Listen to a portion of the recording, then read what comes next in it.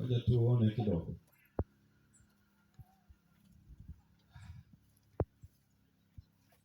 Injili ya Yohana sura ya kwanza aya ya 45. Injili ya Yohana sura ya kwanza aya ya 45. Nataka usikilize Yesu anavyozungumza na hawa ambao wenyewe walimfahamu. Sikiliza hapa. Huu ni ushahidi sasa kina Nathanieli na Filipo.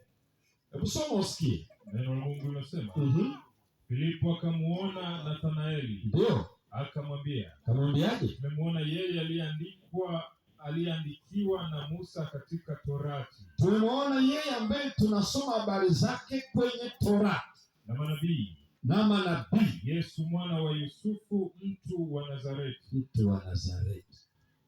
Ndio maana nikaeleza ikiwa wewe unasoma hiyo Biblia Agano la Kale na uwezo ukamwona huyo, rudi tena uombe. Yaani maana yake hata kama hakuna Mathayo mpaka Ufunuo, bado dunia hii itamjua Yesu Agano la Kale pekee. Nimesemaje? Hata kama hakuna vitabu vya.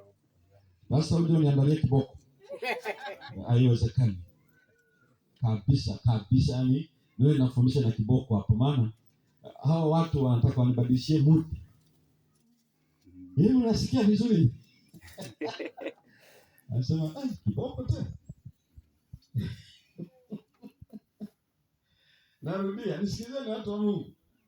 Hata kama hakuna kuanzia Mathayo mpaka Ufunuo, bado Yesu atafahamika kupitia Agano la Kale peke yake. Amen. Na ni kwa nini wengi hawamjui Yesu ni nani? Wanapoiacha Agano la Kale. Ukiliacha Agano la Kale na kuhakikishia, hautajua Yesu ni nani. Wewe komana Mathayo, komana Luka, komana na nani, lakini sikiliza, hutajua Yesu ni nani kama hutajua Agano la Kale. Kwa nini wenzetu wa Kristo hawajui Yesu ni nani? Kwa sababu wamekanyaga Agano la Kale. Na wao wanatembea na Mathayo tu mpaka kule. Matokeo yake watagonga ukuta kwenye Ufunuo, na wakienda Agano la Kale watagonga ukuta kwenye Danieli. Na kesho tuende kuangalia vizuri. Na Waadventista ambao wa miaka hii wamejichambulia aina ya Biblia ya kusoma. Ukiwapeleka kwenye Danieli, hiyo haieleweki. Na kila andiko lenye pumzi. Ndio kusema Danieli haina pumzi ya nani? Utapiamuru.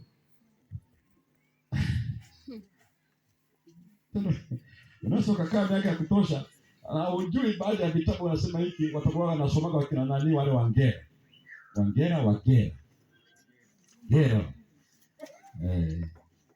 Umefurahi ni mbali wa kwaya Gera. Umefurahi hapo umekooa. Maana hata Sara alicheka kwa kukooa. Na Mungu akajua umecheka, anasema nimepaliwa tu.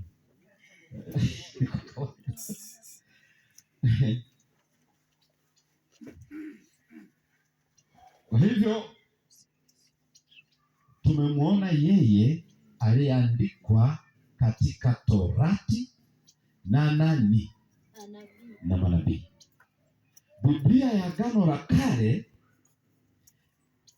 katika uelewa wa Wayahudi, nisikilize vizuri Waebrania hawa, iligawanywa maeneo makubwa matatu au makubwa zaidi mawili. Moja, Torati; mbili, manabii. Kwa hiyo manabii wote waliofuata, wote walioandika walijumuishwa tu manabii. Lakini yaliyoandikwa na Musa yalifahamika kama Torati. Halafu ndicho unachokiona kile kwenye ile Mathayo sura ya 22, Yesu alipojibu lile swali, mwalimu, katika Torati ni amri ipi iliyo kuu? Hebu nenda hiyo Mathayo sura ya 22 aya ya 36 hadi 40. Kuna kitu ambacho ninahitaji uweze kufahamu hapa, lakini kiko ndani ya mgawanyo wa Torati na manabii. Kama tulivyoona hapa Filipo akisema tumemwona yeye ambaye Torati inazungumza habari zake, manabii wanazungumza habari zake. Sasa nenda Yesu wakati anajibu lile hoja ile swali, ni ipi amri iliyo kuu?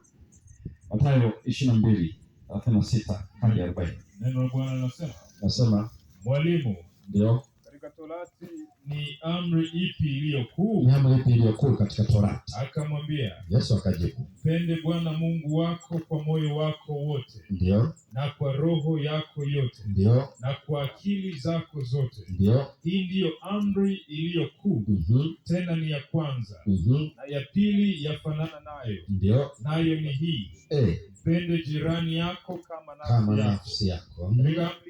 Katika amri hizi mbili utegemea Torati yote na manabii.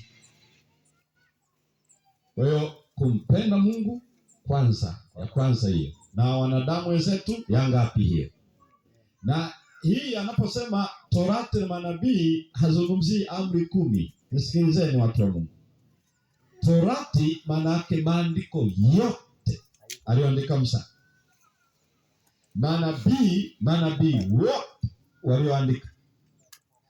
Agenda ilikuwa ni kumpenda Mungu na kuwapenda nani? Wanadamu. Ukiipeleka kwenye amri 10, hiyo umeamua kuigundisha kwa gundi. Amri 10 ni mtasari wa kile kumpenda Mungu na kumpenda nani? Wanadamu. Ndio maana amri ya kwanza mpaka amri ya 4 inahusu mimi na Mungu. Na amri ya 5 mpaka ya 10 inahusu mimi na mwanadamu. Na Torati inafundisha hayo, manabii wanafundisha hayo. Kwa hiyo Yesu alisema Biblia inafundisha kumpenda Mungu na kuwapenda wanadamu. Hiyo ndio alikuwa anajibu pale. Nataka tu ujue pale inategemea Torati na nini? Na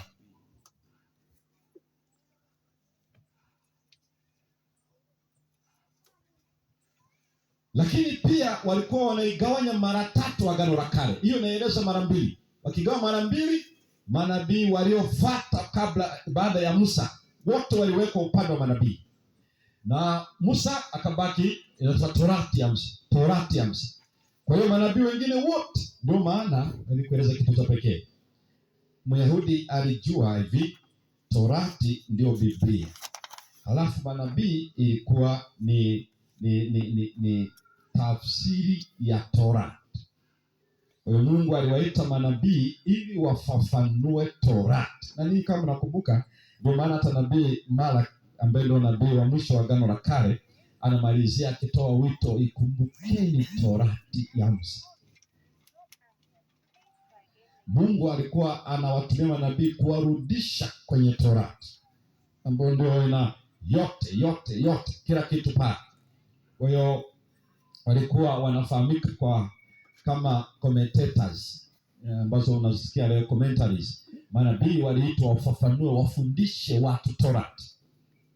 Ndio maana kwenye siku za vibanda walikuwa wanasomewa Torati. Sio manabii, Torati.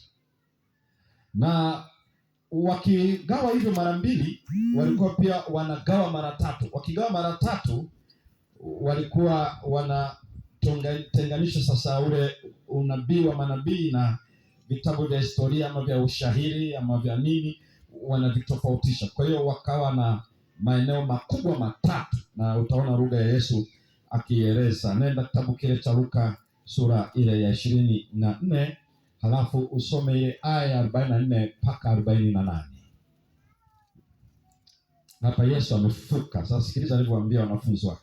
Neno la Bwana linasema, kisha akawaambia, ndio, hayo ndiyo maneno yangu niliyowaambia nilipokuwa nikali pamoja nanyi, kwamba ni lazima yatimizwe yote niliyoandikiwa katika Torati ya Musa. Aliyoandikiwa katika Torati ya nani? Ya Musa. 2, na katika manabii. 2 manabii. 3 na Zaburi. Sikiliza vizuri sasa. Yote niliyoandikiwa lazima yatimizwe. Nimeandikiwa wapi? Torati. Nimeandikiwa wapi pia? Manabii. Nimeandikiwa wapi pia? Zaburi. Taujeleze vizuri hii hapa. Mbona sina Zaburi inatajwa? Mbona hakuna wimbo ulio bora? Mbona hakuna Esther? Mbona hakuna Ruth? Mbona ametaja Zaburi? Utaelewa tu sahihi. Yesu anasema ilipaswa yote niliyoandikiwa kwenye Torati, kwenye manabii na kwenye Zaburi. Ukisoma Isaya, ukisoma Danieli, ukisoma Naumu, ukisoma Hosea, ukisoma Yona, hao wote manabii, hao wote walinena habari zangu na ilipaswa yatimizwe.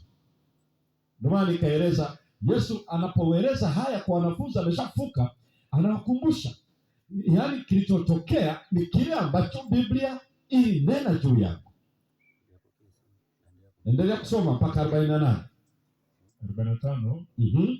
Ndipo akawafunulia akili zao wapate kuelewa na maandiko. Akafunua akili zao wajue maandiko. Na usisahau maandiko hapo ni agano la wapi hilo? La Kale. Akafunua akili zao wajue Biblia, agano la kale. Alafu akawaambia ndivyo ilivyoandikwa kwamba Kristo atateswa na kufufuka siku ya tatu. Na kwamba mataifa yote watahubiriwa kwa jina lake habari ya toba. Watahubiriwa kuhusu nini? Habari ya toba. Watahubiriwa kuhusu nini kabisa? Habari ya toba. Watahubiriwa kuhusu toba, 1, 2, na ondoleo la dhambi.